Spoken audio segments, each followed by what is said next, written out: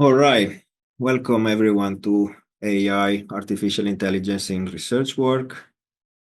With me today, there's Pedro Silva. Hi. And I'm Enrico Glerian. Very briefly on the outline of the day, we will give, I understood that most of you are already familiar with the topic, but anyway, we will give a very basic intro on what is artificial intelligence and what are specifically generative AI tools. Then there will be a bit of a focus on prompt engineering for research purposes and also how we can use AI in the academic workflow.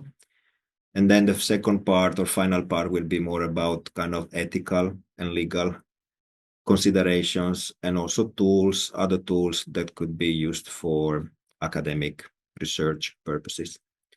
The learning outcomes is how to use generative AI tools in your research work, especially evaluating the outputs and understanding the limitations, and in general awareness on the larger picture of AI tools today. The slides that you see here are already uploaded to Zenodo, and the link is already available, most likely in the chat. You already have the link to the slides. Very briefly about ourselves, I'm Enrico Glerian. I'm a staff scientist and data agent. My background is neuroimaging, and my work at Aalto is helping lots of people working especially with more personal data, sensitive data, and those type of things. I'm also involved with the Code Refinery Network, which is a Nordic network to teach good research practices, specifically computational reproducibility. Reproducibility is my thing because I'm also part of the Finnish Reproducibility Network, and I invite everyone to join. And I'm also working for the European Data Protection Board as a part of the support pool of experts, where I'm working on some open training materials on personal data, artificial intelligence, and cybersecurity. And with me today, there's also Pedro Silva. Do you want to say something about yourself, Pedro? Yeah. Hi, everyone. I'm Pedro Silva. I'm a postdoctoral researcher at Aalto University. I work in the chemistry department, and I am working with AI tools in the daily life of as a researcher. And I've been using these tools for a while now. And besides that, I'm also a data agent at Aalto University. And I hope you enjoy the content we have here today for you, and you can proceed. Yes. Enrico. So just a disclaimer, this is not a computer science course on generative AI. We'll try to keep things at the intuitive level. There won't be any formulas or things like that, but we also have in the references, we also have some links for those who really like to explore more the kind of technical side of the topic. In the examples and in many things that we will say, we will follow the so-called research process lifecycle, kind of that this wheel that you see here, it starts from the planning stage, applying for grants, thinking, building ideas, data collection, preparing the collected data through pre-processing, analysis, and then, of course, preserving the data, sharing the results with the public, and when possible, also reusing the data. Right, so let's get started from the very basic. What is generative AI? Well, in general, what is artificial intelligence? The first time that these two words came together was many, many years ago. But if we look at the definition of the AI Act, which was recently came into force since August, artificial intelligence means a machine-based system designed to operate with varying levels of autonomy that may exhibit adaptiveness after deployment, and that for explicit or implicit objectives infers from the input it receives how it generates outputs, such as prediction, content recommendation, and so on. There are multiple legal definitions of AI, and I added some links at the bottom here. But in general, to keep it simple, one type of artificial intelligence is a so-called classifier, basically a computer program that in this specific case, given a picture, is able to classify the picture. Is it a cat or is it a dog? So with AI system, we use techniques from the field of machine learning, where in practice, there are two stages. When we are preparing the AI system, there is the learning stage, so that we use a so-called training data set, in this case, lots of pictures of cats and dogs. And of course, for every picture in the training data set, we also have a label, meaning that it tells if it's a cat or if it's a dog. Then basically all these pictures and all these labels are converted into vectors, into formulas, into how can I say, into a format that we can actually use math. And then we can so-called train the model, which in practice means teach the model that given some certain features in the images, it can be a cat or it can be a dog. So then the second stage is the so-called testing stage, where we take a completely different data set that the machine learning, that the artificial intelligence system has never seen. In this case, new pictures of cats and dogs. And then this time we don't know the labels of the pictures. And we let the AI system to predict the label, was the cat or was the dog. And then we can compare it to the labels, kind of the ground truth label, and see how good our machine learning system is. So the concept here that is important is that the AI system is predicting something that was not known. The AI system is able to predict. In this case, is it a cat or is it a dog? The classifier from the previous example is able to then predict labels from new images. But of course, there are other types of AI systems that are also able to predict, but they're called generative.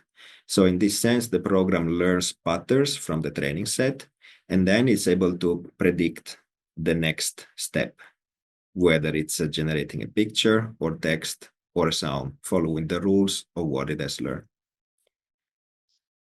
In this short presentation, we will focus on large language models. There's many other types of generative AI system. Why do we want to focus on language? Well, for one reason, there's huge amount of data that can be used for training purposes for these models.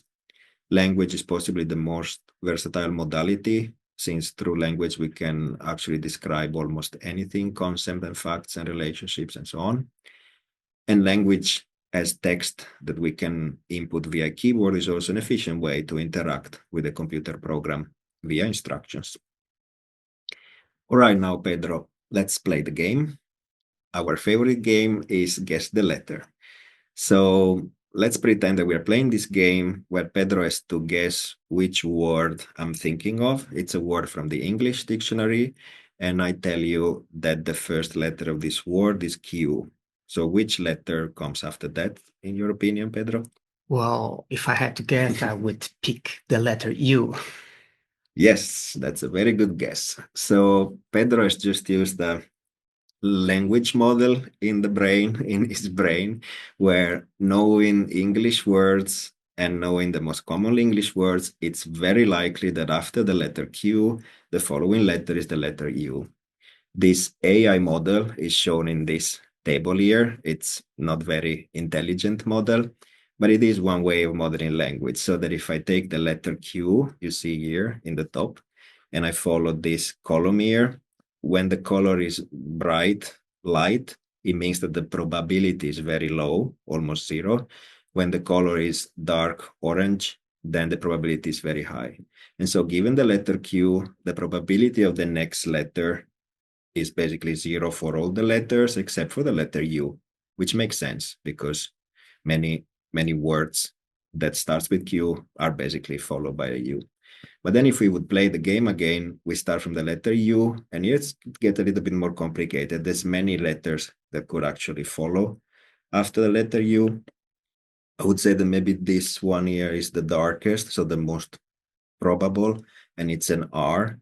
So then if we would follow this not so intelligent artificial system, the word would be QUR. Doesn't make much sense.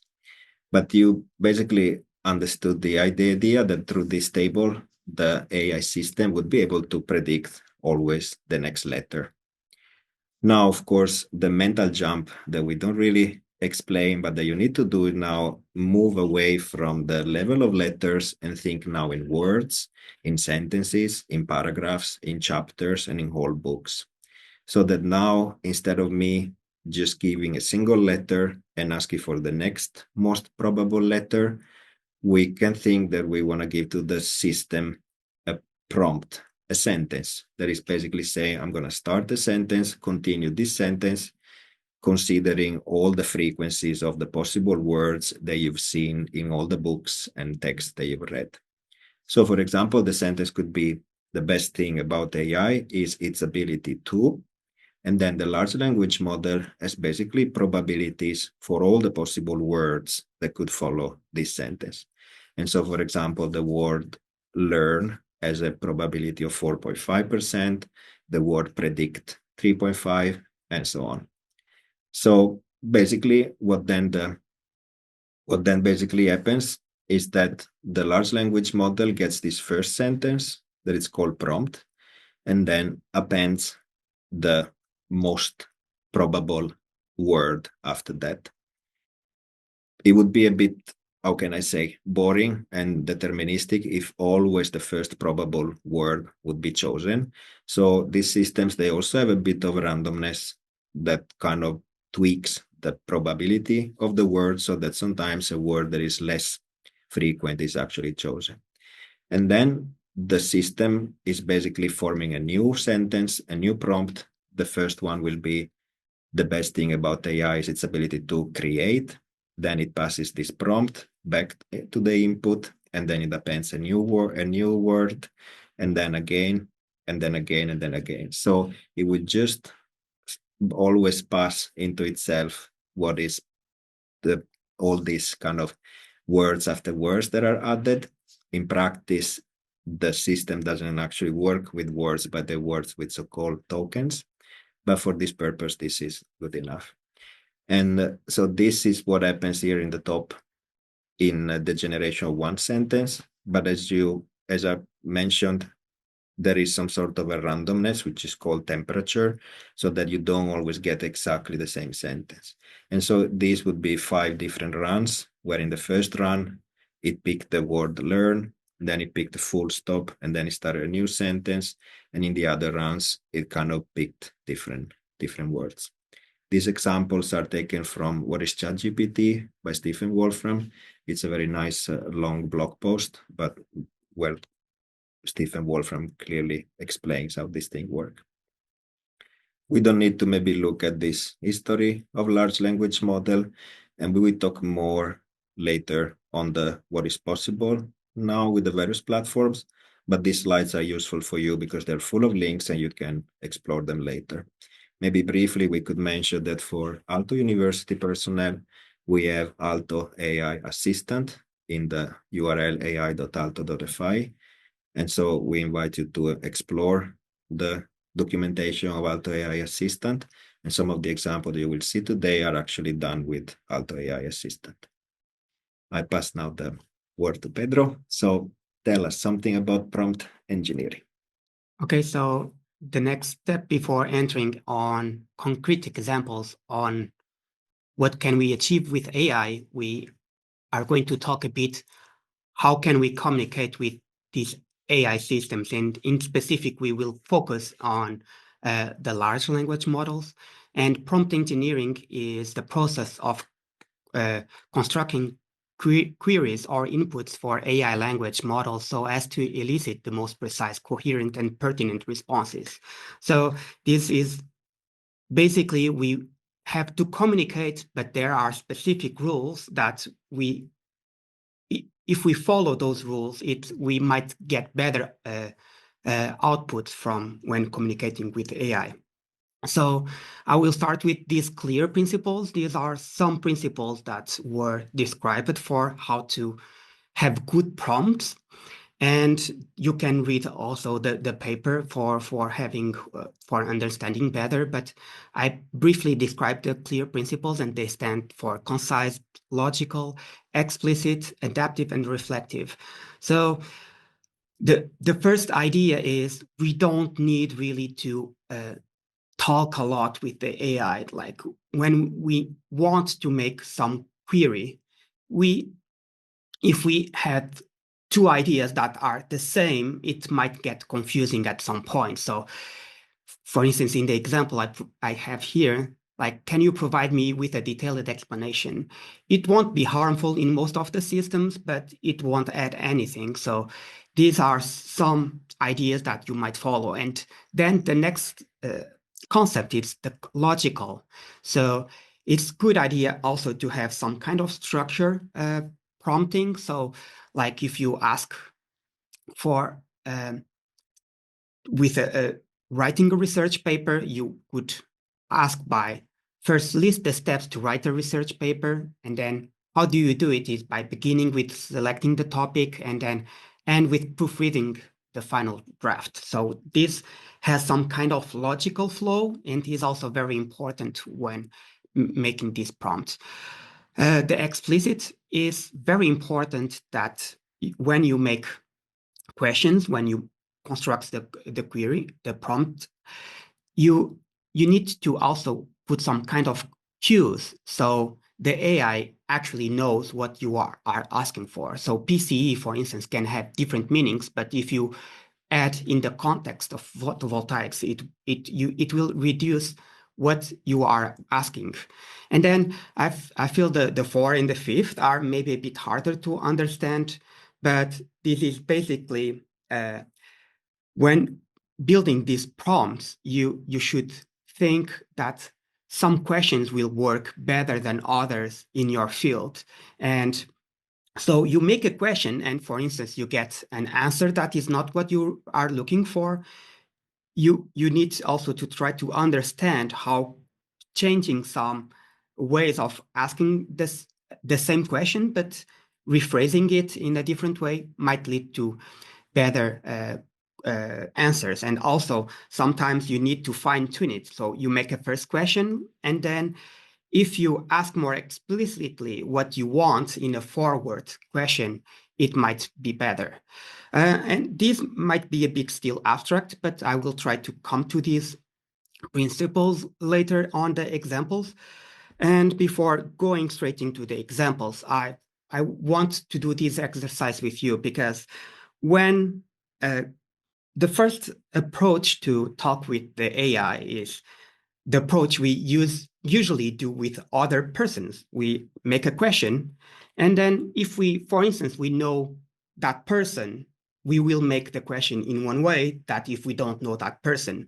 If you know that person is a academic or a chef or a nurse, it will have you will expect different interpretations of your question.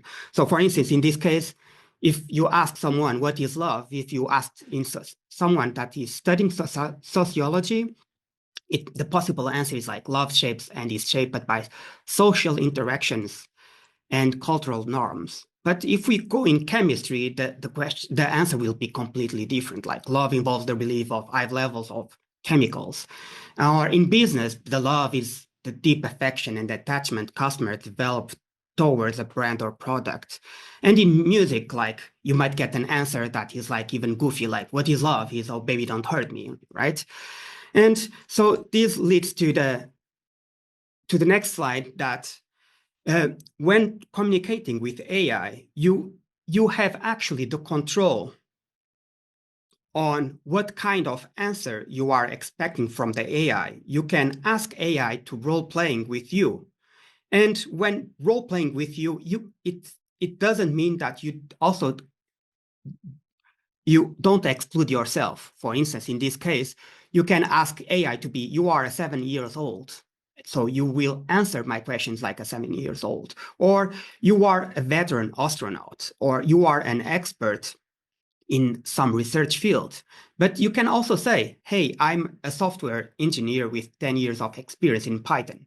So then when you make a question, the AI won't try to explain everything from the beginning like you are a beginner. It will already assume. So this is some basic ideas that you need to consider when communicating with AI.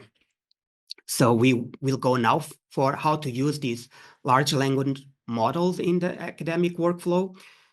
And again, we bring here the research wheel and the way AI can help you in your daily life in research can be in different stages. It can be part of your planning when you are planning for writing a grant or when you are planning an experiment. If it's something that you are not used to, you might ask, hey, am I missing something, or what do I need to consider?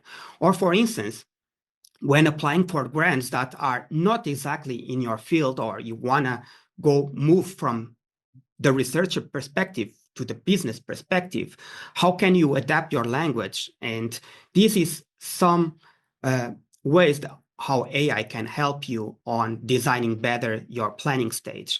And then along on the collection and process and analysis, AI have knowledge. It was trained with knowledge that can provide with algorithm examples. It can also give you some studies or pointing in some directions that you can then go in very detail, but at least for a very general approach is really good to ask a query and then have an answer.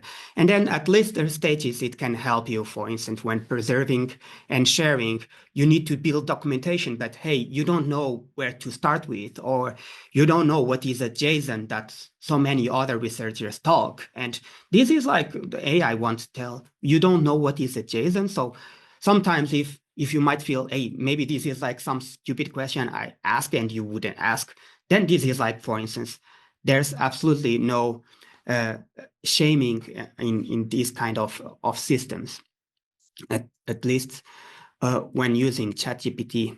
And the first example, I think, is the first thing that when we talk about AI tools in research is, hey, I asked for articles and some stuff. It's generated articles that really look like they existed, but then I tried to find the article and it didn't exist at all. So instead of actually asking for articles on ChatGPT, if you don't know how to build really good prompts, you can ask ChatGPT to build the prompt for Google Scholar. This is an example. It could be to other systems. But for instance, here, I asked, make a prompt for Google Scholar search to find articles about azobenzene and spinning. So the first answer, I was not very happy. It was spinning properties of azobenzene in scholarly articles. It was too literal because maybe my question was also not very good. And this is how the adaptive principle can come in practice. So the answer needs refinement. So you can continue talking, and then you say, no, the prompt is to be used in Google Scholar website. Create it so it can effectively search for articles that contain both azobenzene and spinning terms. And I asked, consider all variations of those terms used on scientific articles. And then suddenly it generates this much better prompt where it uses this kind of logical structure that Google Scholar knows how to interpret. And this way you can, for instance, make better queries in Google Scholar. And this is one example. The second example is, for instance, sometimes we don't have time for creating proper documentation for many different reasons. But if you use, for instance, ChatGPT, you can ask for, hey, make a README file. The README file is a file that describes, for instance, the experiment, and they are usually in these text files or Markdown, which is an enhanced version of text files. And then I just search it for the description that is in the infobooking system we have at Aalto, which has the basic metadata and description of the equipment. And I said, hey, make a README file and include this information. And then you can also describe very broadly what you did in the experiments. And then it will generate this README files that you can fine tune it later. But the idea is now you have a basic template and you can edit that template, and it's much easier than building something from the scratch. And you probably will miss some stuff, but if you have a template, then it will be much easier for organizing your experiments. I will now move a bit faster, but for instance, you can ask very if you know the software you are using, for instance, in this case is LAMPS, that is a molecular dynamics simulator. And in this case, it has really good documentation online. So this probably ended in the training of the AI.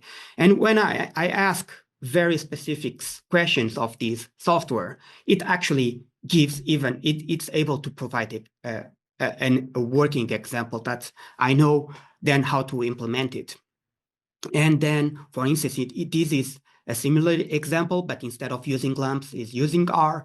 And I want to, for instance, use what R packaging functions are most effective for simulating stock markets using Monte Carlo methods. And you can see it can provide example scripts. This is very intuitive and is almost like copy-paste. And what is good thing is you can next communicate, hey, I didn't understand very clear this concept. Can you explain me better? And it can teach you at some point some new tools in this very useful. For instance, searching for alternatives. So you have been using a function to make the analysis of your data, but now you are making analysis of different data, and you ask, hey, I'm having troubles in this region of the data.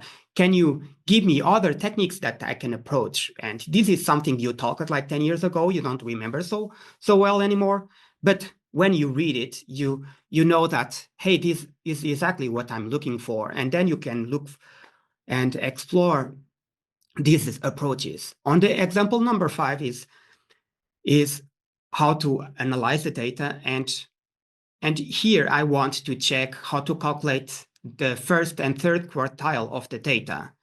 And in this case, it knows also a lot of Python and how to implement Python code, but it can implement also other code, like this is the same example, but now using Excel, and you can compare that the way of explaining completely change and adapts to the tool.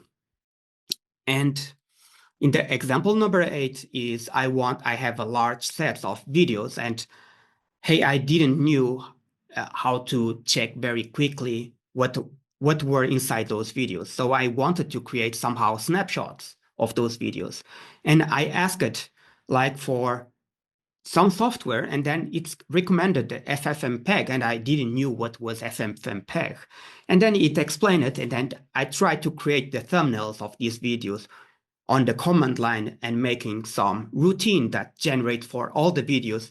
And then I can have somehow this library of thumbnails created from the videos very easily. So you don't need to learn new software like very deep without to extract some features of your data. And then on the example number 9, this is polishing text in the right way. What I mean the right way. Most of times, the first and the most immediate approach is to ask, hey, I have these results and I want to create a text for my article. Can you generate it for me? And AI will generate it, okay? But this is usually not very good because it will generate not everything will sound good, but there's a lot of room for mistakes like written in there. So in the end, you might need to fix all the mistakes, like at least the scientific ones, and then you might lose some time. But the problem is the text also, in my opinion, should reflect the researcher way of communicating science.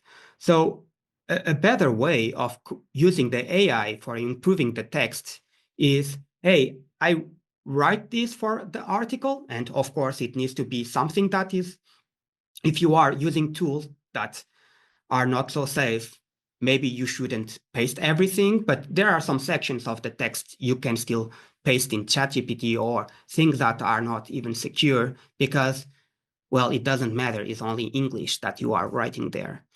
And then you can ask for things. Hey, can you please identify any weakness or unclear parts and explain why they might hinder the effectiveness of the writing? And then I said, without changing the fundamental style of my writing. So by writing this kind of inputs, the AI won't fix all the text. One thing that is the way I write it is please identify any weakness. So you can be 100% perfect in your text and it will still identify weakness. So you still must be aware of this. But anyway, in most cases, there will be some weakness present in your text. And then when you check the, like in this case, like sentence structure and clarity, your sentences are complex and packed with information, which can be challenging for readers to follow. The use of commas to separate clauses and reference figures interrupts the flow and can confuse readers about main actions and results. And then it gives an example and a suggestion for improvement. And then you can check this and, hey, this actually makes sense. And in this way, if it makes sense to you, I think that in the longer term, you will also improve your writing. And in this case, it presents you the how you can improve your writing. The final example, yeah. So this is if you are not aware, like if you just ask for improve my sentence, and the AI will generate the initial tawny orange transition to pale yellow hue, signaling a substantive diminution of lignin content. So, I mean, if you are not an English speaker or this is not even supposed to be like a poem or on anything, or you are. So this is like, hey, this was definitely written by AI, or people will get suspicious at you at least. So you must be careful the way you use AI also, and you should use it as at least in a smart way to improve yourself. So another thing that is not so wrong, at least in the ethical way, is, well, I have no time for social media, like the way to the amount of time I have to dedicate is not so much. But I still want to share what I've been doing as a researcher. But I don't know how to reach. And for instance, you can also ask like, hey, this is the abstract of my article. How can I communicate this on Instagram, for instance, for like use the style of an influencer and make it more accessible and use some emojis. And you can see that, well, you still need to check if it's true, everything that is written here, but it will write it maybe in a way that you might find it useful. And like I just presented in the previous example, there are some pitfalls when using AI. And in the next sections, Enrico will tell us more about the limitations and ethical and legal considerations. Yes. Thank you, Pedro. Hopefully the examples were useful. We are actually planning to collect some sort of a catalog of useful prompts. So you will hear from us again. And actually all of you hopefully will be able to contribute to this catalog of prompts. But now the boring part, the limitations, the ethics, and so on. I'm kidding. This part is actually quite long, and there's many slides that I will skip. Most likely we will do a longer recording just to go through these steps, or at least for this section. But at least the slides are there with you, so you can check the links and read more things later. And of course, there is this Presemo chat that you can already, whatever you will write there, we will write a written answer later, and you will get access to all the answers as long as with the recordings and the slides that are already available. So in general, when it comes to ethics and law, I'm now following the book from Luciano Floridi, The Ethics of AI. Ethical principles, human rights, fundamental rights, they are basically the drivers of legislation. So from ethics, normally we create laws, and then from laws, we can basically have governments. In our case, I write research policies. So I edited the original normative cascade from Professor Floridi into the context of research and higher education institution. And then, of course, research policies affect the researchers ourselves. But then, of course, researchers can discuss and can agree if there are new ethical principles, if we need new, ethical principle that we need to follow in our work. And so the loop kind of goes back and it starts again.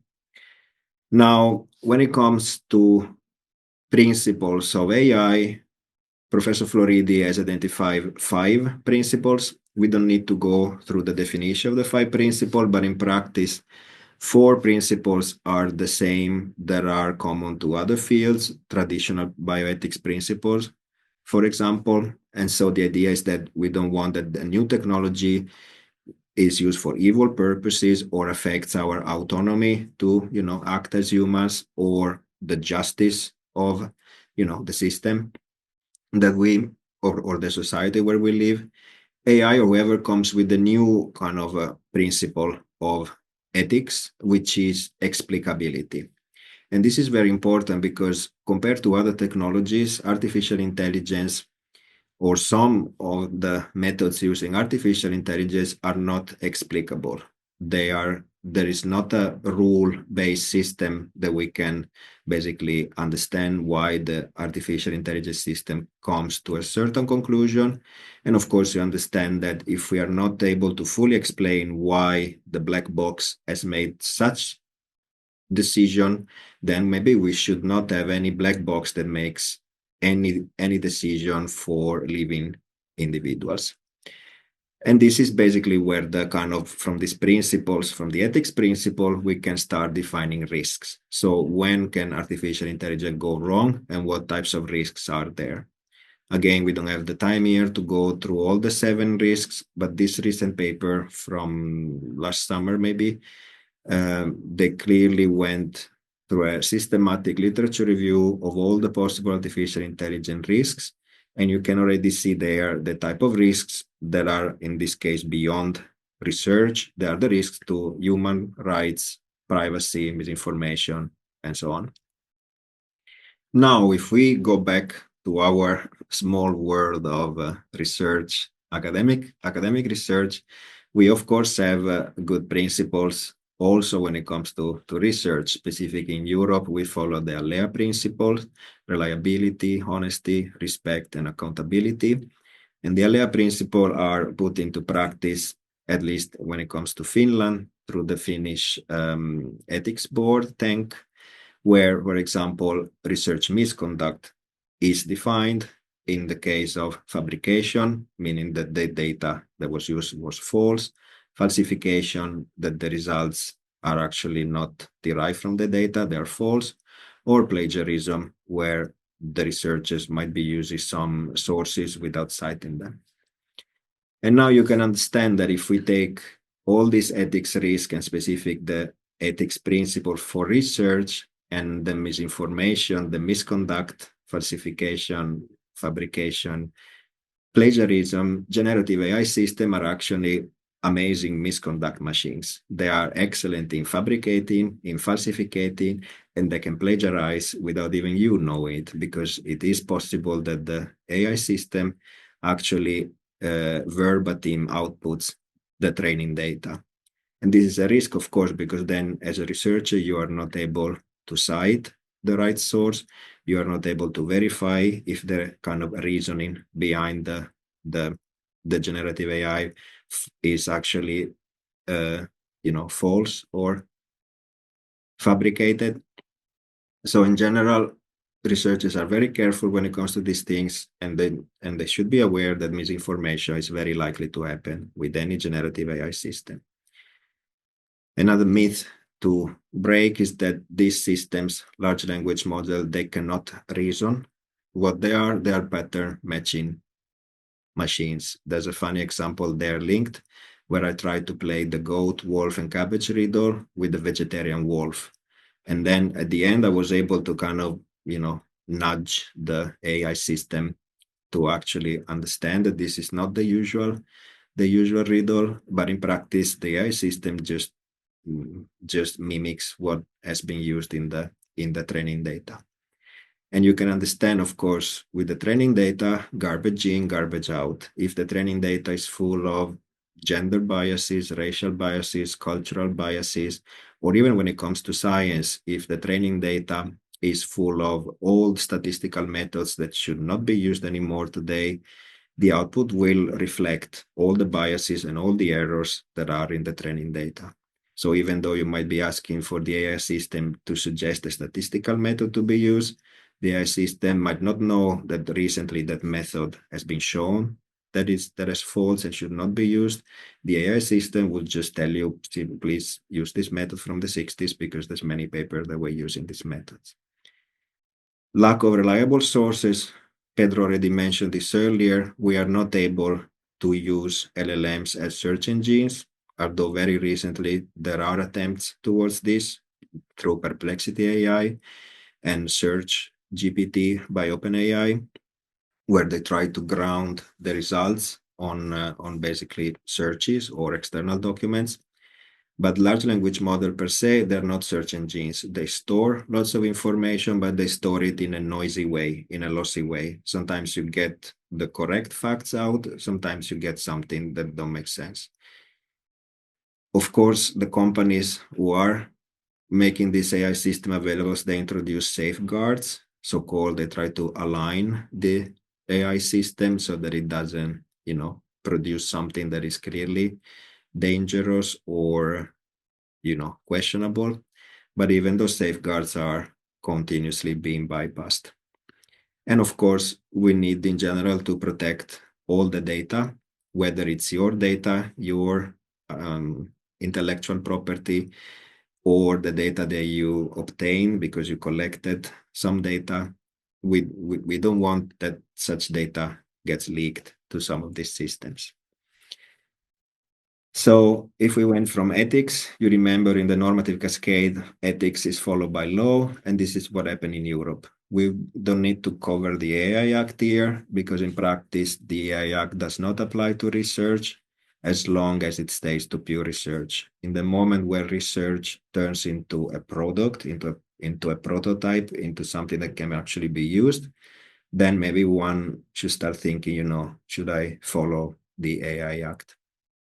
I'm skipping through the AI Act page and the type of risks that are in so-called prohibited and high-risk AI systems. At Aalto University, we wrote a nice, simple page, researchers friendly. So if you follow the link from this slide, you can go and read more about the AI Act and how it can affect your work at Aalto University. I will skip also this type of ethics risks, but there's lots of bad practices run by this type of AI companies. I will skip this. We can get back to this later. But then I think it's important to spend some time on the cybersecurity risks and data protection risks. So this slide is a bit technical, and maybe this is the only difficult slide of the day, but it's important that I will spend some time explaining it. So what we see here, let's start from the left side of the slide. There's a laptop, it's your laptop, and it has this thing here. It's basically where the computing, when the processing happens. The technical term is central processing unit or graphical processing unit. And then these big cylinders, this is just an icon to show data. So the large language models, they are actually it's just a static file. It's just a database. It doesn't do anything. It's just something that you can download on your laptop. There are these open source large language model that you can actually download, but the model itself doesn't do anything. You need to connect it to an AI system. I'm using this AI model and AI system as they are in the AI Act. The AI system specifically has two types of software. The inference software, which is what I explained earlier at the beginning. So this takes care of calculating this probability of the next word, so that given the sentence where you are right now, it will find the probability of the next word, it will pick a word and basically repeat. But then the AI model and this inference system, they're a bit useless without interaction with the human. So of course, we also need the user interface. So here I'm in my laptop. I can install a local user interface chat, which is basically able to query a local model. There are different tools for doing this. Studio LM is very popular. And the good thing is that I could even switch off the Wi-Fi, so I could work completely offline, making sure that nobody knows what I'm doing locally on my laptop. But you can guess, of course, that you will not be able to use the very large language models, AI models, because they're so big they will not fit in your laptop. And also the speed of the inference will be very slow. Although there are new models, there are new AI systems that are trying to be more efficient so that even in an old laptop you can run these things locally, but we are not there yet. The other option, which is the most common option, is actually to switch on the Wi-Fi, connect to the internet, open your web browser, and visit, for example, the website of ChatGPT. So what you see here in blue, this is a web server, which means it's a computer that generates a web page in HTML, and it shows the page to you. And this page is a chat interface. Most likely you are familiar in how it looks like. And here you can type your prompts in the chat box. And when you press enter, what happens behind the scenes is actually that it connects to a different computer in a large data center where we can actually load these gigantic large language models over many GPUs and run this inference process through an API.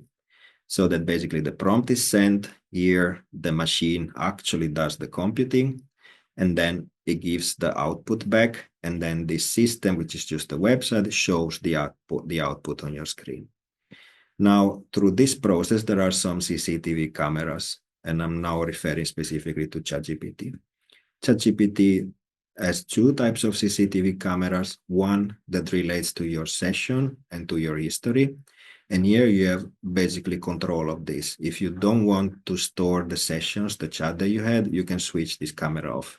If you don't want ChatGPT to reuse your data for future trainings, you can tell through some privacy options. ChatGPT, OpenAI, however, they have another CCTV camera where for 30 days everything is stored, because for security they want to monitor if someone misuses these systems. Of course, we need to trust these people that they really do what they promise, and after 30 days they actually delete our data. But this is something that we cannot be ever sure. ChatGPT and OpenAI already has happened twice that the chats have been leaked. It could happen a third time. So you understand already why I added this green little dot here, which means public. This is the classification of information. If I'm playing with ChatGPT using public information, something that I wouldn't mind if it goes to the public internet, it's fine and safe. But on ChatGPT, I wouldn't maybe put internal information, meetings that I had with my boss, or confidential information, research data that I actually collected through interviews or things like that. Now, why we don't want to put this more kind of confidential information in system like OpenAI? The reason is the CCTV camera, but the second reason is also that we don't know where the processing happens. There are legislations outside the EU and specifically in the United States where organs like the FBI can basically get access to any machine, to any server, to any data that is stored in the United States, and they don't need a permit. They don't need to tell you that they are looking, at your data. You can consider that your chats are somewhat your personal data, and so again, the data protection regulation come into play, which in practice makes this not safe from a European data protection regulation perspective. Or then we would also have the second route, and this is the route that is available for people at Aalto University, but similar technology exists in other universities. I'm aware that Helsinki University has something similar, Oslo University has something similar, so it's an approach that works. Even Yle, I was talking with a friend who works at Yle, and they also have a similar approach. So the idea here is that instead of using the OpenAI ChatGPT website, we have our own website, which is ai.aalto.fi. Now, the website works in a very similar fashion. The interface is quite similar as well. But here we can actually keep the CCTV camera off, meaning that if we want, we can keep track of the session, but it's a IT system that is inside Aalto and follows all the good rules that we have at Aalto.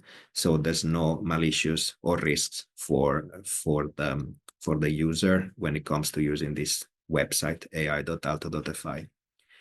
The website, of course, needs to interact with the data center, with the large language model, because we cannot store these large language models locally in the Aalto network here in yellow. So what happens is that Microsoft, who is the biggest owner of OpenAI, has a service, so-called cloud service, which is called Azure. And through Microsoft Azure, you can get access to this AI system like ChatGPT, GPT-4 or GPT-3, and they can ensure that they are GDPR compatible. So they are locally based in Europe, specifically in Sweden.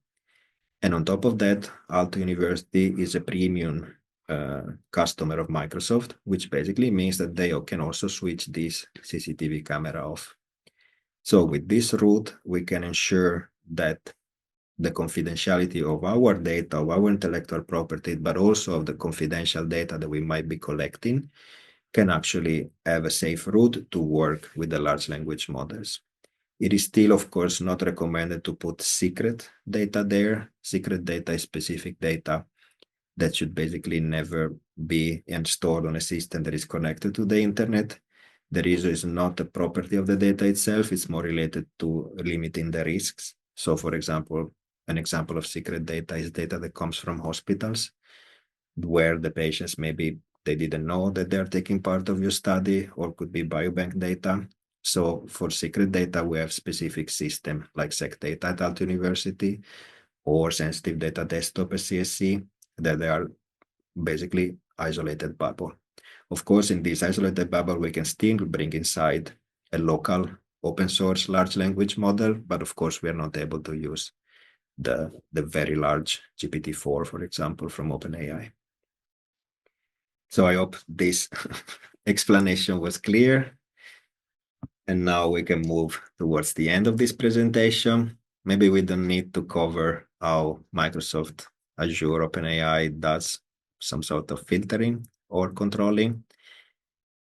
In general, I want to mention that we have a nice web page at Aalto.fi. It's publicly available, and it describes kind of responsible use of artificial intelligence in research. Some of the main points from this page is that the artificial intelligence cannot be given authorship. You need to be transparent in describing how AI is used. I linked an example there. GDPR is important, and we just noticed, but also your own intellectual property is important. So if you want to use a system that is based in the United States, or that is a open system, just be careful in what you are putting into a system. Reproducibility can be difficult with this system, because especially when the actual AI system is not under our control, with local open source system, you can actually ensure reproducibility of the output.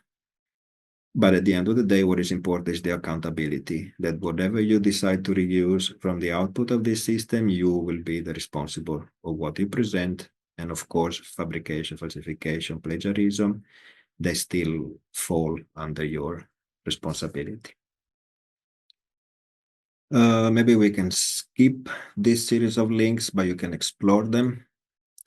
What I wanted to show in this, we have a section 5 related to advanced cases.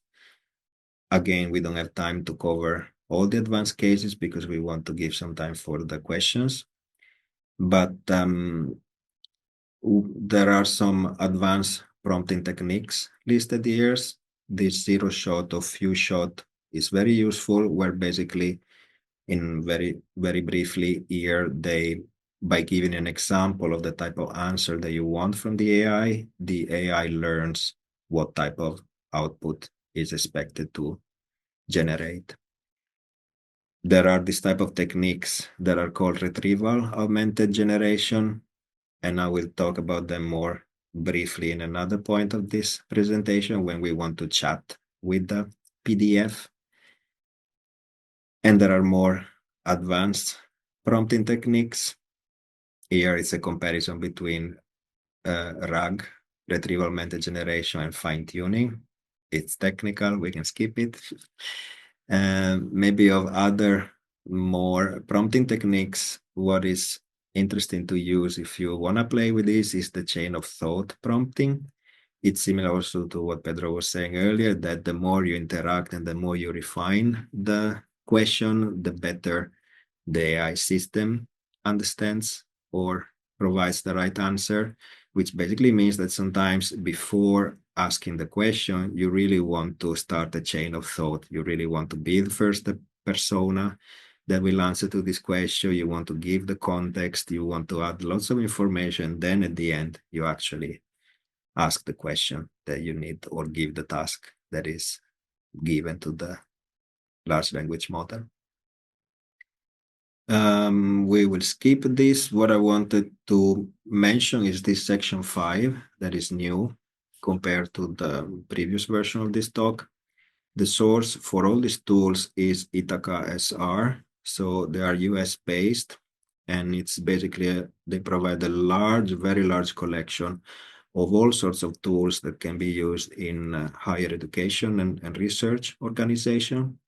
There are many more of than the tools that I'm just showing here, but I really wanted to show three or to mention three types of tools. We've been covering here already this type of general purpose tools. ChatGPT is maybe the most famous. There's many others.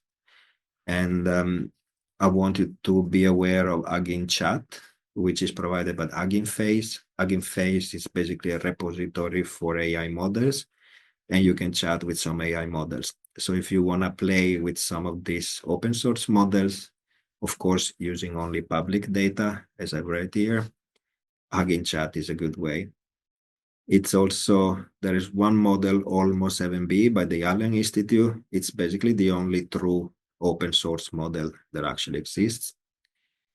In general, here in the list of services, they also mentioned this Microsoft Azure OpenAI, and here in the note, we have this implemented at Aalto University so that it can be used with internal or confidential data.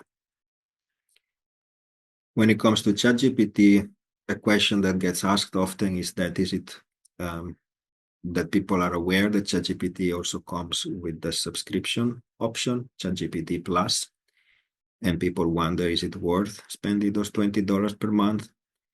Basically, what is added on with the $20 is that there are more kind of data analysis features, so the chat can actually start another machine so that it can run, for example, Python code or R code, so actually run analysis, quantitative analysis.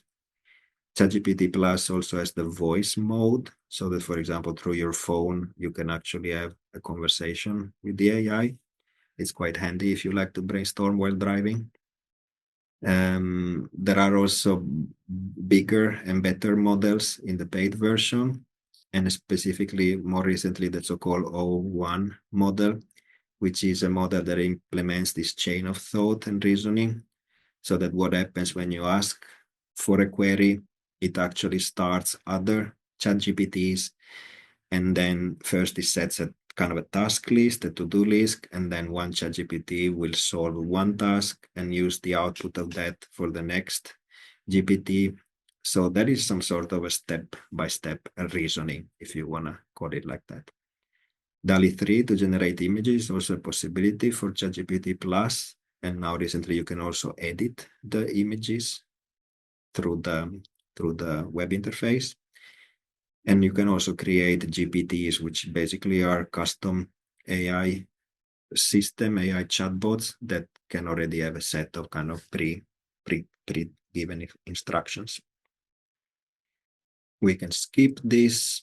Another tools, again, at least try those ones that are marked in bold. Sometimes it's very difficult to discover the literature. It's very difficult to stay up to date with the literature. Depends on your field, but in many fields of science, there's so many articles coming out all the time, and you don't want to miss something important that you should have cited. So at least some of the tools here, Consensus and Cite AI, they're very useful because what they did is they did this type of retrieval augmented generation approach, so that they added basically abstracts from papers and access to scientific article databases, so that when you run your query, it can actually also search through real articles and even point you to the place where in the article a specific statement is available.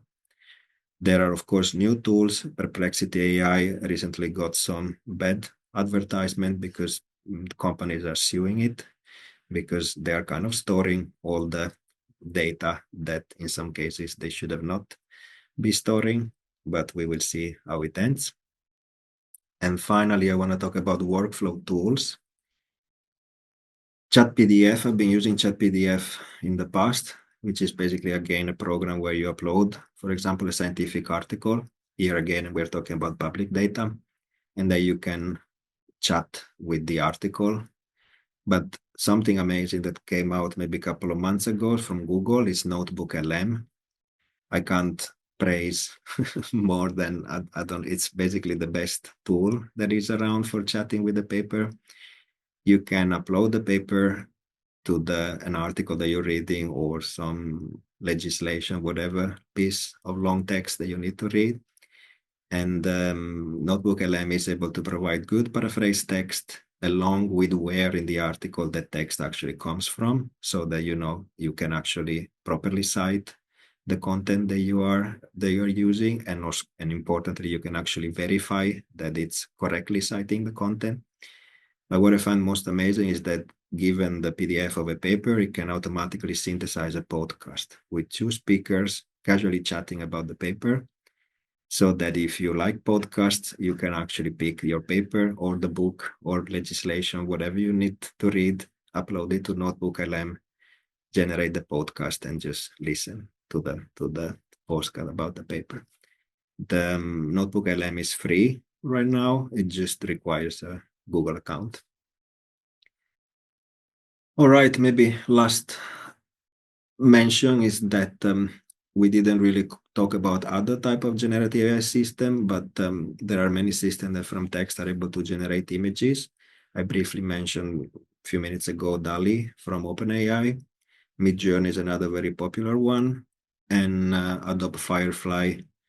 I heard that recently Aalto supports Adobe Firefly, so that every researcher, every Aalto person has access to some credits per month. And there are plans for adding generation of images from text to the AI assistant. But if you want to know about this, I recommend contacting IT services. Christian Entola is taking care of all these developments at Aalto, so it's definitely a person that you want to talk with. I think we are done. So that's time for some questions.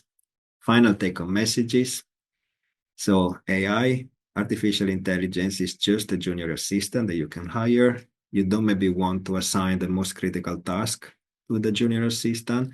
You want to assign some tedious task where you are an expert, so it's actually easy for you to verify the output, or assign exploratory tasks that then later you can evaluate. LLMs, as they are today, they are not intelligent. They are trying to build intelligence inside, but they are just pattern matching machines. They are great at generating an average of all the things that they were exposed to. And of course, they carry all the biases and all the errors from the data that they have been fed. Responsible conduct of research is at the core of any academic activity that you do. And so, as always, with any other technology, just be honest and transparent. Where to go from here? There's some, we will collect the slides under a page that we're trying to keep up to date every now and then. And also the questions from today's session will be posted on that page. I really like this Ithaca SR, so please explore that link. There's so many tools, especially also for teaching and for working with students, tools that I didn't cover here because the focus is more on research. And for Aalto researchers who are unsure about the possibilities of AI, and in general, they might also have questions that might be touching, whether it's IT services, ethics, or legal, just get in touch through research data at aalto.fi. And from there, basically everyone sees that address. We can pass the question, whether it's for ethics or legal or IT services and so on. And finally, some references I really want to mention for those who might like more technical explanation. A couple of weeks ago, 3 Blue, 1 Brown, which is a YouTube channel that posts about math and that kind of thing. They released 7 episodes on deep learning and specifically focused on large language models and how they actually stored the information through these transformers architecture. So if you like those kind of things, I really recommend that. Thank you for listening and see you